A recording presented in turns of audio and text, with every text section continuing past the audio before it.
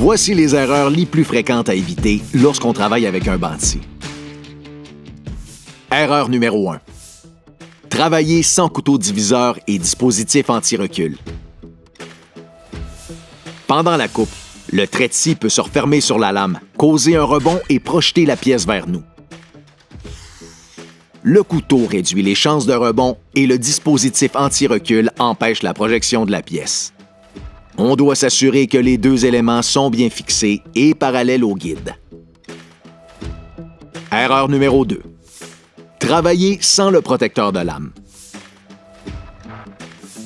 Un rebond peut entraîner notre main directement sur la lame. C'est pourquoi on doit toujours travailler avec le protecteur. Il n'est pas juste là pour nous protéger en cas de malaise ou pendant un moment d'inattention. Erreur numéro 3. Utiliser un banc de scie instable. Pour éviter que la scie se déplace pendant la coupe ou soit renversée par des grandes pièces, on doit la fixer solidement sur une table de travail ou un support à banc de scie portatif. En passant, on ne s'installe jamais directement au sol, même si c'est possible de fixer le banc de scie. Erreur numéro 4. Scier une pièce tordue. On ne doit jamais scier en long une pièce qui est tordue ou qui n'a pas de bord droit pour suivre le guide. Avant de scier, on s'assure qu'un côté de la pièce est droit pour qu'il puisse glisser le long du guide. On doit mettre de côté toutes les pièces qui ont des nœuds instables, des défauts, des clous ou un corps étranger. Erreur numéro 5. Couper avec la lame qui dépasse trop de la pièce. Quand la surface de contact avec la lame est trop grande, on augmente les chances de grippage et de rebond. C'est pourquoi on règle la lame pour qu'elle dépasse le haut de la pièce à couper d'un 1/8 de pouce. Erreur numéro 6. Effectuer une coupe à main levée.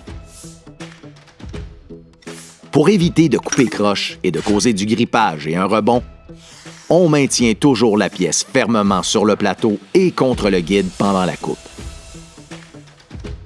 Erreur numéro 7. Travailler sans soutenir les grandes pièces. Si la pièce se soulève, les dents de la lame peuvent la projeter vers nous.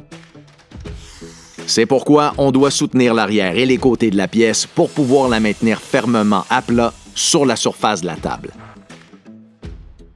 Erreur numéro 8. Utiliser le guide longitudinal pour faire des coupes transversales. La découpe risque de se coincer entre la lame et le guide et de causer un rebond. Pour des coupes transversales, on éloigne le guide et on utilise plutôt un guide à onglets. On ne doit jamais utiliser les deux guides en même temps ou utiliser le guide longitudinal comme jauge de coupe. Erreur numéro 9. Laisser une partie du corps dans la ligne de coupe. S'il y a un rebond, la découpe sera projetée directement vers nous. On doit toujours garder le corps et le visage d'un côté de la lame en dehors de la trajectoire du rebond. Erreur numéro 10. Utiliser sa main pendant une coupe étroite. Quand on est trop près, on risque de se blesser quand il y a un rebond, même si on fait attention et même s'il y a un garde. Quand on fait une coupe à 8 pouces et moins de la lame, on doit utiliser un poussoir. On l'utilise à partir de la table, jusqu'à ce que la pièce dépasse la lame et pour pousser la découpe derrière la lame. Erreur numéro 11. Récupérer la pièce ou un rebut pendant que la lame tourne.